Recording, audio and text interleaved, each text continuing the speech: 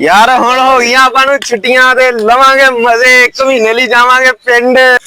चलो शेख साहब इससे खुशी से आज नाश्ता हो गया तुहाडे। आज ना करे बहुत दिल कर रहा, भुख भी बहुत जोर नाल लगी है। ना भरावा मेरे को तो रुपया नहीं है, जेबा चेक कर सकते तुसी मेरियां। यार इन्हें हाथ पाड़ छड़, मैं चेक करदा जे भी कुछ तो कुछ नहीं। और ना यार हनी के छड़ दो यार, इधर दिखा, नहीं दिखा, देखी दिखा। छड़ दो यार। आ बढ़ गई गल।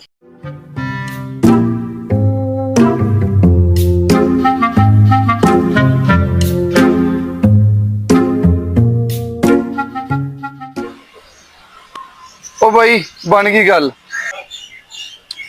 शायद ना यार इतना ना करा करो यार। आ फड़ भाई। आयो चलिए हुण पहले एटीएम मारदे हां, फिर जाके करदे नाश्ता शेक दे भले मौजा लग जाएंगे भाई। इधर यार यार की हो गया यार। सियाने ने सही किया, शेक शेक ही होंदे ने। ਆਪਾਂ ਮਹੀਨੇ ਬਾਅਦ ਮਿਲਣਾ ਵਾ ਯਾਰ, ਤੂੰ ਨਾਸ਼ਤਾ ਹੀ ਕਰਵਾਈ ਦੇ, ਫਿਰ ਕੀ ਹੋ ਗਿਆ। अच्छा यार जे तुसी कहंदे ते इधर मैं नाश्ता करा देना, पर आखिरी बारी नाश्ता होना जे।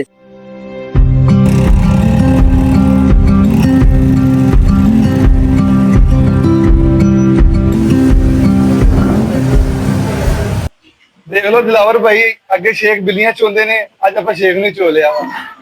छड्डो यार, जिन्ने भी खाना अपना अपना नसीब खाना है। हुण तुसी ये दसो जाके पूरा महीना करना की है। मैं तो यार अपने कदरां दे नाल मरी जाना वा इंजॉय करन वास्ते। तुसी दसो की करोगे। यार मेरियां कहां छुट्टियां, मैंने तो पापा ने दुकान ते बिठा देना। यार मैं ते जाके पिंड अपने बड़े भरा नाल इंजॉय करांगा। हाँ यार तेरा बड़ा भरा ही ते तेरे लिए सब कुछ है, उन्हें ही तेनू बचपन तो पालिया वा। हाँ यार गल ते तुहाडी सही आ। चलो इतना करो फिर जल्दी नाश्ता करके चलते हैं। मैं कॉल की थी स्टाफ पे आके मेरा इंतजार करता। रुक जा यार,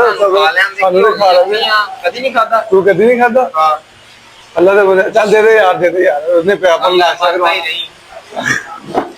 चलो यार अपन हम नाश्ता कर लिया, चलिए। चलो यार उठो फिर, जानते हो ना मैंने बाईपास से ला देना।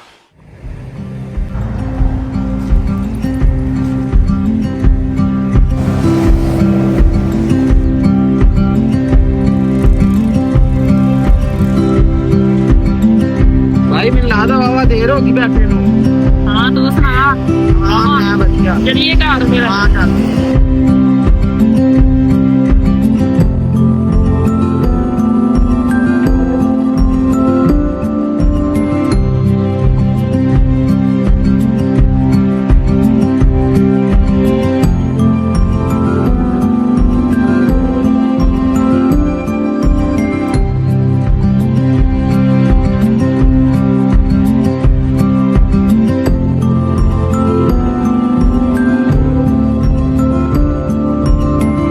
छोटे उठिया, सूरज सिर ते चढ़ आया वा।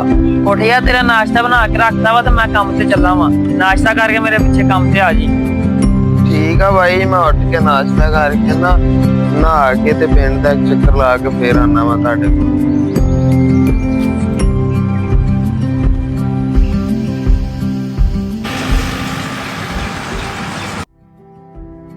अस्सलाम वालेकुम चौधरी साहब। और वालेकुम सलाम है।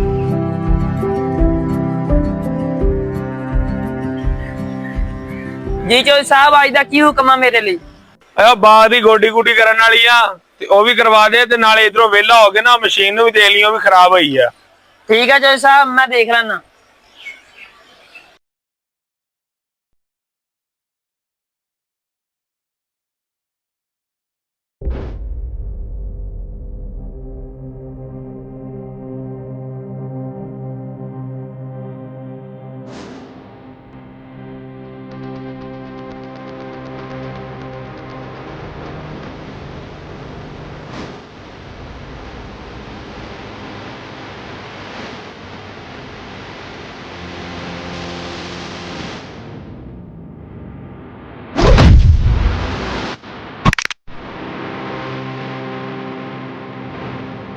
ਫੜੋ ਸਾਲੇ ਨੂੰ।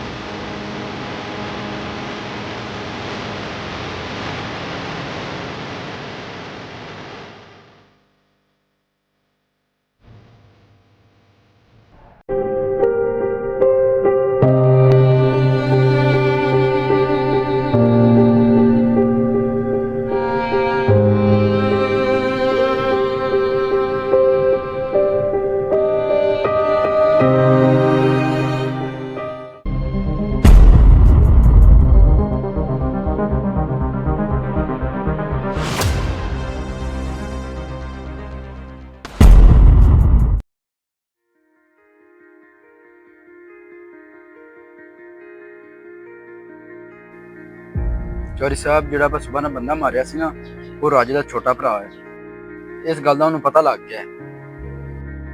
ਚੱਲ ਕਰ ਲੈਨੇ ਇਧਰੋਂ ਇੱਕ ਵਾਰੀ ਫ੍ਰੀ ਹੋ ਲਈਏ।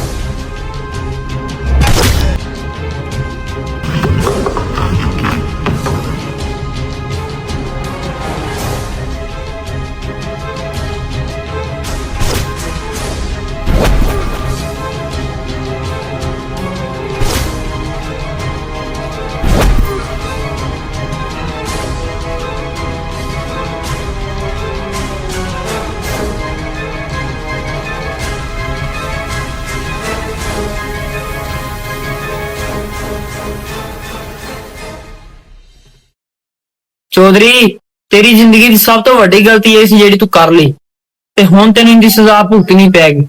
ਰਾਜੇ ਮੈਂ ਜਾਣਦਾ ਮੇਰੇ ਤੋਂ ਬਹੁਤ ਵੱਡੀ ਗਲਤੀ ਹੋ ਗਈ। ਮੈਨੂੰ ਨਹੀਂ ਸੀ ਪਤਾ ਕਿ ਉਹ ਤੇਰਾ ਭਰਾ ਵਾ। ਜੇ ਮੈਨੂੰ ਪਤਾ ਹੁੰਦਾ ਤਾਂ ਮੈਂ ਉਹਨੂੰ ਕਦੇ ਵੀ ਨਹੀਂ ਸੀ ਮਾਰਨਾ।